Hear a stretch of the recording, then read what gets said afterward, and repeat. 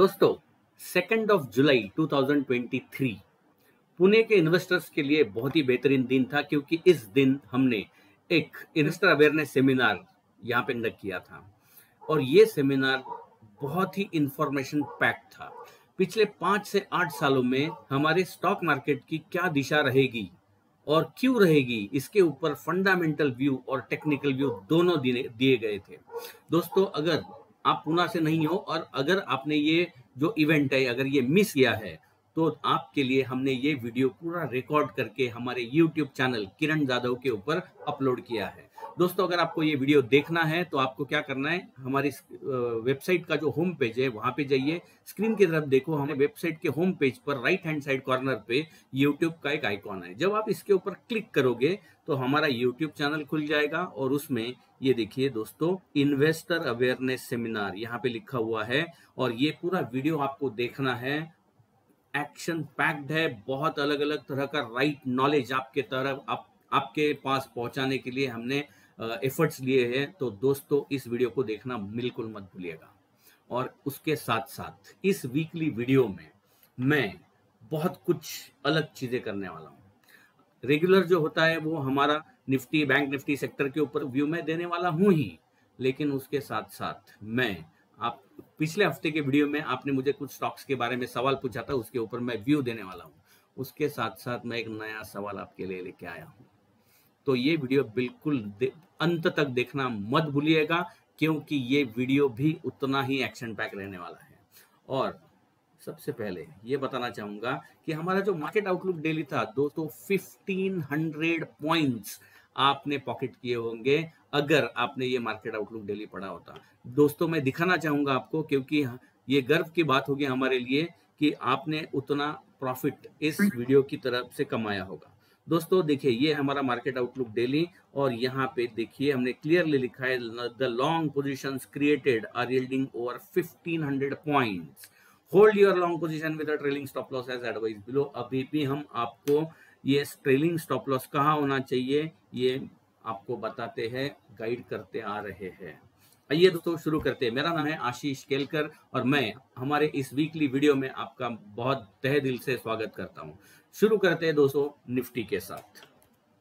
दोस्तों, अगर हम निफ्टी का चार्ट देखेंगे, अभी मैं निफ्टी का जो चार्ट है उसको 2 एंगल से आपके सामने रखने जा रहा हूं। एक वीकली चार्ट रहेगा,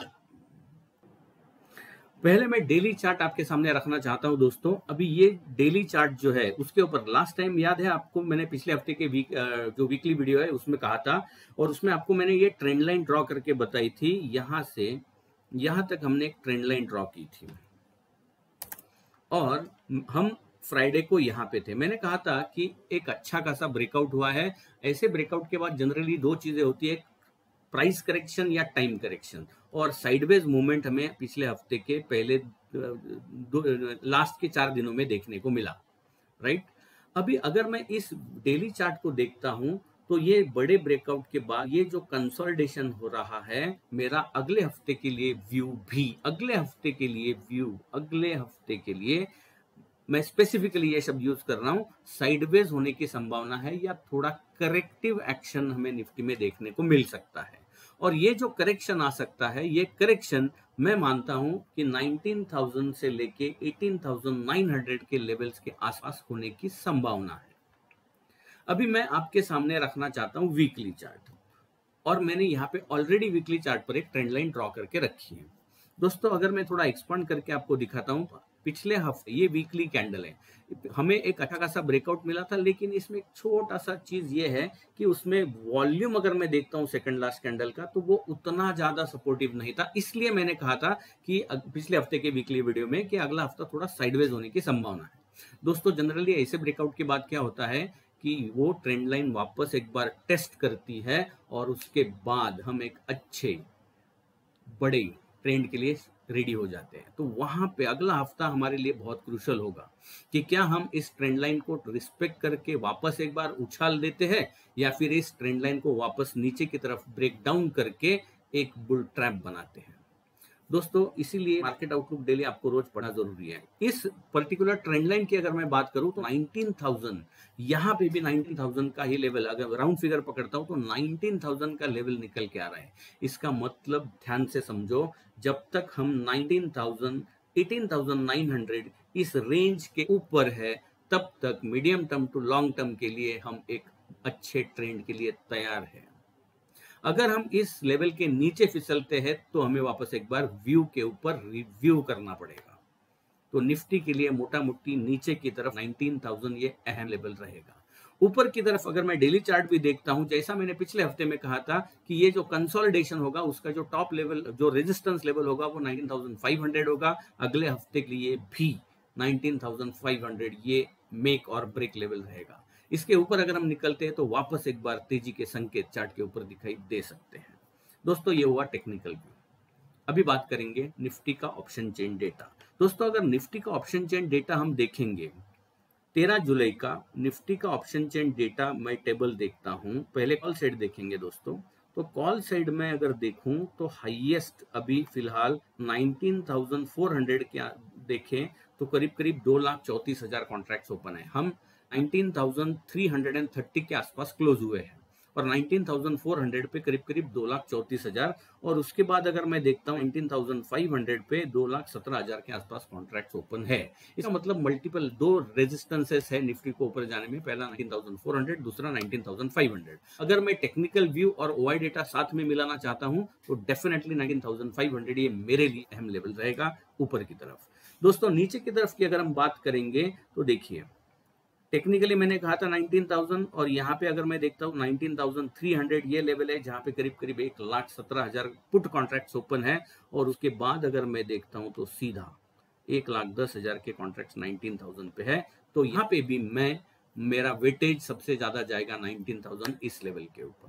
दोस्तों ये हुआ निफ्टी के बारे में। अभी बात करते हैं बैंक निफ्टी।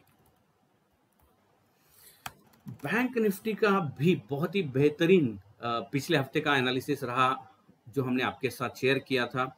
ये मैंने वापस एक जो ट्रेंड लाइन यहाँ पे ड्रॉ की थी बैंक निफ्टी में, हमने ये दोनों टॉप कनेक्ट किए थे। हम पिछले हफ्ते में इस कैंडल के आसपास थे। अगर मैं अगले सारे कैंडल्स देखता हूं तो कंसोलिडेशन है, और ये करेक्टिव मोड जो है वो वापस एक बार इस ट्रेंड लाइन को टेस्ट करने के लिए नीचे आता हुआ दिखाई दे रहा है। पिछले 2 ट्रेडिंग सेशन में हमने देखा। दोस्तों ये जो लेवल है अगर मैं राउंड फिगर पकड़ता हूं तो अप्रोक्सीमेटली 44,500 के आसपास है। मैंने पिछले हफ्ते में भी यही लेवल दिया था कि 44,500 अहम लेवल रहेगा, और मैंने ऊपर का जो लेवल दिया था दोस्तों वो था 45,500 का। हम अगर इस दिन का कैंडल देखेंगे तो 45,655 तक गया था, 1.5 पॉइंट ऊपर हमारे लेवल से गया था, लेकिन वहां पे सस्टेन नहीं कर पाया और वापस हम 55,500 के नीचे ही आए हैं। तो दोस्तों वापस अगले हफ्ते के लिए भी वही लेवल रहेगा। सो टेक्निकली 1000 पॉइंट्स का रेंज है, मेक और ब्रेक लेवल्स, ऊपर का लेवल और नीचे का लेवल 45,500, 44,500। दोस्तों ये हुआ अपना टेक्निकल व्यू। अभी बात करते हैं option chain data bank Nifty की। बैंक निफ्टी का ऑप्शन चेन डेटा पहले कॉल साइड अगर मैं देखता हूं दोस्तों तो सबसे पहले 45,000 के आसपास, अभी हम 44,925 के आसपास क्लोज है। हम 45,000 के बहुत नजदीक है, 1,45,000। लेकिन उसके बाद अगर मैं मल्टीपल लेवल्स देखता हूं तो बहुत सारे मल्टीपल लेवल्स यहाँ पे मुझे दिखाई दे रहे हैं ऑप्शन चेन डेटा के हिसाब से। ऊपर की तरफ 45,200 पे 1 लाख है, 45,300 के आसपास 1,10,000 कॉन्ट्रैक्ट्स हैं। तो यानी थोड़े से मल्टीपल है और टेक्निकल व्यू मैच नहीं हो रहा है, लेकिन मैं थोड़ा टेक्निकल के साइड ज्यादा इंक्लाइंड रहूंगा। 45,500 अहम लेवल रहेगा। पुट साइड की बात करें, पुट साइड में अगर दोस्तों देखते हैं तो देखिए 44,700, 44,600 मल्टीपल लेवल्स हैं। तो यहाँ पे मैं इस डेटा को अगर मैं देखता हूँ 44,700 पे अच्छा खासा कॉन्सेंट्रेशन मुझे पुट साइड में दिखाई दे रहा है। तो एक छोटा सा सपोर्ट यहाँ पे बनता हुआ दिखाई दे रहा है, लेकिन फिर भी मैं 44,500 ये अहम लेवल पकड़ूंगा। दोस्तों अभी बात करते हैं सेक्टर्स की। इस हफ्ते में मैंने, जैसे हर हफ्ते हर एक सेक्टर का जायजा लेता हूं, मैंने सारे सेक्टर्स देखे, लेकिन कोई भी ऐसा कन्विक्शन वाला सेक्टर नहीं दिखाई दे रहा है। हाँ, एक सेक्टर मुझे दिखाई दिया, उसके बारे में मैं बताऊंगा। और पिछले हफ्ते के मैंने जो 5 सेक्टर्स दिए थे बहुत ही बेहतरीन परफॉर्म करते हुए नजर आ रहे हैं। तो चलो पहले मैं अगले हफ्ते का सेक्टर के बारे में बात करता हूं। अगले हफ्ते के लिए निफ्टी मीडिया मीडिया का अगर मैं ये लेवल देखता हूँ दोस्तों, देखिए ये इंडेक्स देखिए कितना बेहतरीन एक फॉर्मेशन हुआ था, और फॉर्मेशन के बाद ये पूरा कंसोलिडेशन हो रहा था, बेस बिल्डिंग हो रहा था, और पिछले हफ्ते फ्राइडे को एक बेहतरीन रैली इस इंडेक्स में देखने को मिली। मैं मानता हूँ ये रैली कंटिन्यू होने की पूरी पूरी संभावना है, तो मीडिया स्टॉक्स के ऊपर आपका ध्यान होना चाहिए। ऊपर के लेवल्स मैं मानता हूँ इसमें करीब करीब 1952,000 के लेवल्स इस इंडेक्स में अगर आते हैं, और उसके ऊपर भी है, क्योंकि ये थोड़ा बहुत ट्रेंड रिवर्सल पैटर्न जो होता है उसके आसपास मिलता हुआ दिखाई दे रहा है, तो मैं मानता हूँ कि इसमें एक अच्छी खासी रैली मीडिया स्टॉक्स में देखने को मिल सकती है। लेकिन पिछले हफ्ते में मैंने निफ्टी ऑटो सबसे पहला वाला मेरा जो ये था, मैंने कहा था कि इस हफ्ते में 2 हफ्ते पहले मैंने कहा था थोड़ा करेक्शन आ सकता है, लेकिन वो फेल हुआ मेरा प्रेडिक्शन, और फेल जाने का पूरा हक है मुझे, क्योंकि ये स्टॉक मार्केट है, कभी भी व्यू चेंज हो सकता है, और वो मेरा पिछले हफ्ते में मैंने क्लियरली एडमिट किया था और यहाँ पे बताया था कि यस, अभी ऑटो स्टॉक की तरफ ध्यान देना चाहिए। क्या बेहतरीन परफॉर्मेंस मिला दोस्तों, ऑटो स्टॉक में अच्छा खासा परफॉर्मेंस हुआ, और मैं ये आशा करता हूं कि आपने बहुत अच्छा पैसा ऑटो स्टॉक्स में कमाया होगा। दोस्तों दूसरा मैंने पीएसयू बैंक के लिए बोला था, पीएसयू बैंक, उसमें भी बहुत ही बेहतरीन रुझान देखने को मिला। हम पिछले हफ्ते में मैंने लेवल दिया था पिछले हफ्ते में, और ये लेवल के बाद देखो किस तरह का रैली इस इंडेक्स में, एंड बट नेचुरली उन पीएसयू स्टॉक्स में, बैंकिंग स्टॉक्स में अच्छा खासा रैली देखने को मिला। उसके साथ साथ प्राइवेट बैंक ने उतना अच्छा परफॉर्म नहीं किया, लेकिन उसके साथ साथ मैंने और एक सेक्टर आपको बोला था, निफ्टी ग्रोथ। निफ्टी ग्रोथ जो था वो उसने भी बेहतरीन परफॉर्म किया है पिछले हफ्ते में। तो वो ग्रोथ में जो 15 स्टॉक्स थे, मैंने आपको टास्क दिया था कि कौन से 15 स्टॉक्स है ढूंढो, और वो 15 स्टॉक में से बहुत अच्छे रिटर्न्स आपने कमाए होंगे। लेकिन इस हफ्ते के लिए उतना ज्यादा कन्विक्शन वाला कोई सेक्टर तो है नहीं। दोस्तों अभी बात करें कमोडिटीज की, शुरू करेंगे गोल्ड के साथ। दोस्तों पिछले हफ्ते में मैंने कहा था गोल्ड में एक बाउंस बैक देखने को मिलेगा, बाउंस बैक देखने को मिला। देखो पिछले हफ्ते में हम कहाँ पे थे, करीब करीब इस लेवल पे थे 30 तारीख को, परफेक्ट। और उसके बाद मैंने कहा था एक बाउंस बैक देखने को मिलेगा जो 58,700 तक गोल्ड को लेके जा सकता है, और हमारे टारगेट सच्चे होते हुए नजर आए।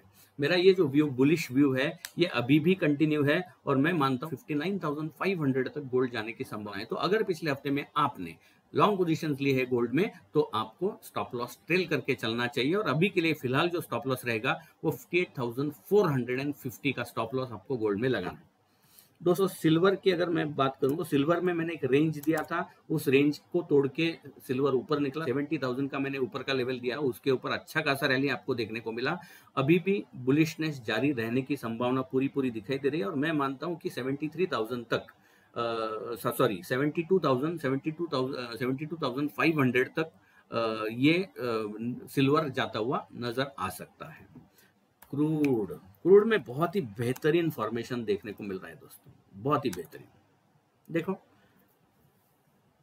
पिछले हफ्ते की ट्रेंड लाइंस मैंने निकाली नहीं है, मैंने ये ड्रॉ करके रखी थी आपके लिए, और मैंने बोला था कि इस ट्रेंड लाइन को जिस दिन ब्रेकआउट मिलेगा तो अच्छा खासा रैली क्रूड में देखने को मिलेगा, और देखने को मिला। मैं मानता हूं कि क्रूड अभी भी ऊपर जा सकता है 6,250 के टारगेट्स के लिए। अगर आपने ये ट्रेंड लाइन रखी होगी आपके चार्ट के ऊपर, और आपने लॉन्ग पोजीशन इनिशिएट की होगी, तो 6,250 तक के टारगेट्स आप क्रूड में एक्सपेक्ट कर सकते हो। वापस एक बार वहां पे रिव्यू लेना बहुत जरूरी होगा। दोस्तों अभी बात करें वर्ल्ड इंडाइसेस।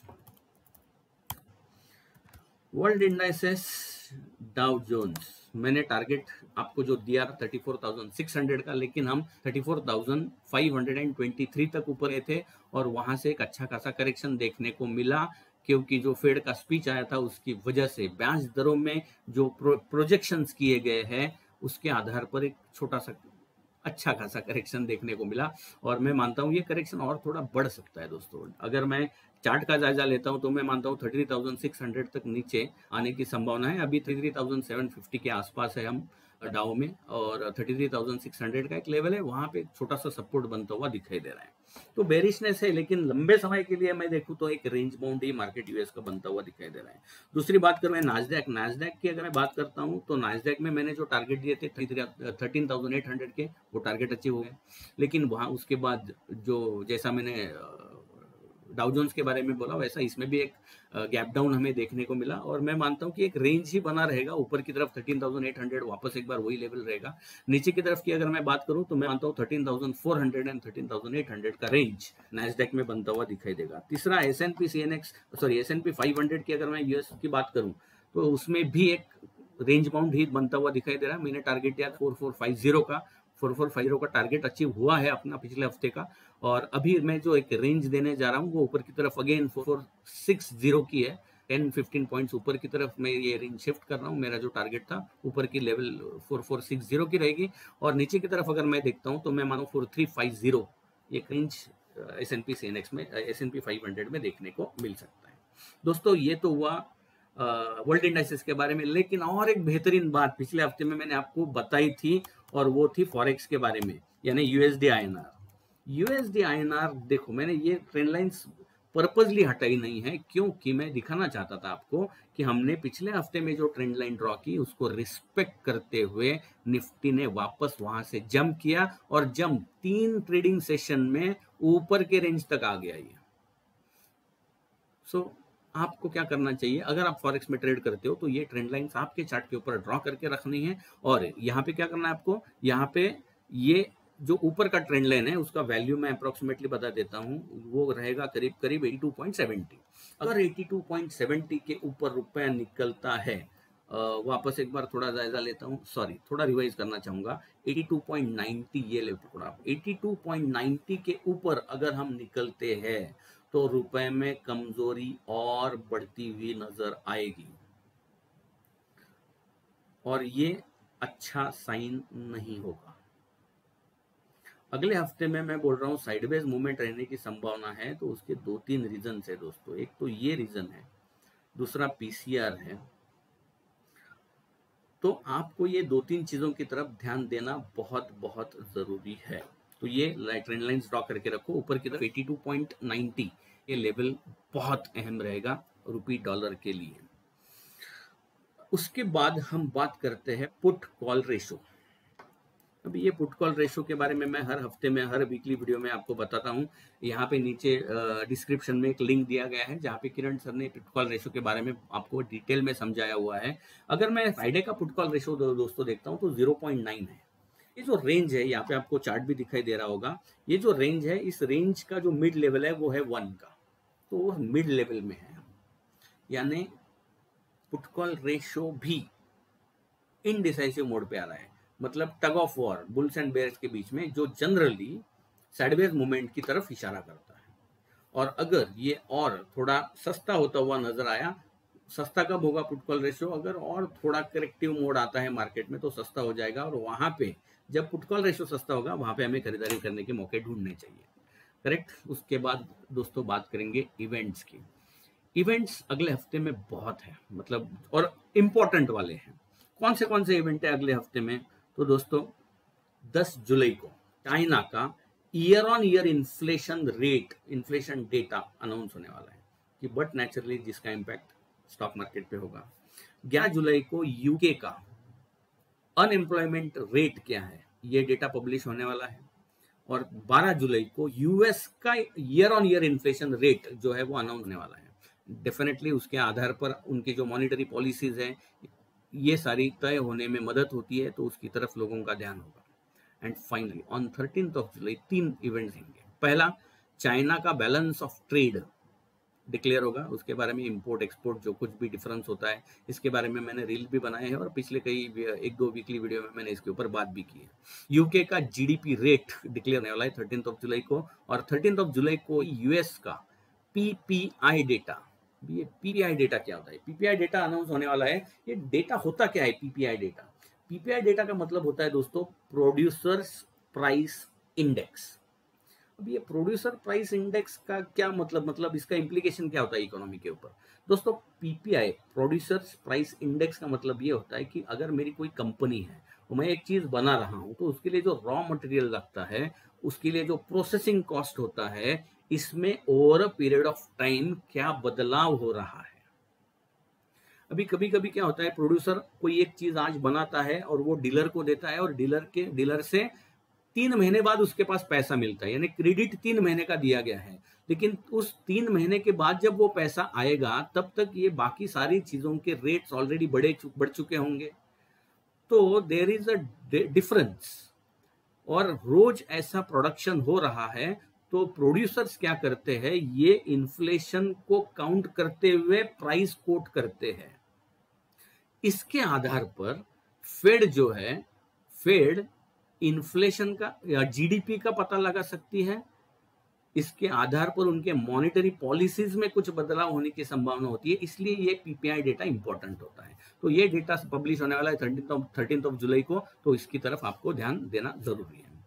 दोस्तों ये था अभी तक का स्टैंडर्ड अपना प्रोसीजर, लेकिन मैंने इस वीडियो के शुरुआत में ही कहा था कि पिछले हफ्ते में मैंने आपसे बहुत सारे स्टॉक्स पूछे थे। मैंने आपको पूछा था कि कौन से स्टॉक के ऊपर आपको मेरा व्यू चाहिए। बहुत 151 स्टॉक आए। मैं आपको मेरा स्क्रीन, अभी मैं स्क्रीन दिखाना चाहता हूं। हमने क्या किया है, जितने लोगों ने कौन से स्टॉक पूछे हैं उनका हमने एक लिस्ट बनाया है। और दोस्तों ये लिस्ट है वो, ओके। अभी ये जो लिस्ट है 151 स्टॉक का लिस्ट है। तो हमने क्या किया है, मैक्सिमम लोगों ने कौन से स्टॉक के बारे में सवाल पूछा है। तो ऐसे ये जो है 3 स्टॉक्स है, 3 स्टॉक्स जिसके ऊपर ज्यादा से ज्यादा लोगों ने सवाल पूछा है, इसलिए मैं ये 3 स्टॉक के ऊपर 2 मिनट में आपको समझाता हूं क्या करना चाहिए। Infosys, LIC of India and HDFC bank. शुरू करते हैं सबसे पहले इन्फोसिस से।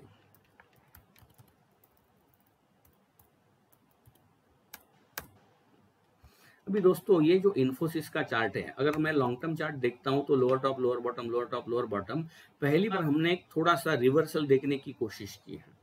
तो अगर आपके पास इन्फोसिस के शेयर्स है तो आपको अभी होल्ड करना चाहिए, क्योंकि यहाँ पे एक थोड़ा सा ताकत, बेस फॉर्मेशन के बाद एक ऊपर की तरफ ब्रेकआउट मिलता हुआ देखा हमने इस कैंडल पे, और इसी लेवल पे वापस टेस्ट होता हुआ नजर आ रहा है। अगर आपके पास इन्फोसिस के शेयर्स है तो आपको होल्ड करके रखना चाहिए, और उसके लिए जो स्टॉप लॉस रहेगा, मैं मानता हूं 1300 के नीचे का stop loss weekly closing basis पर आपको मॉनिटर करना है।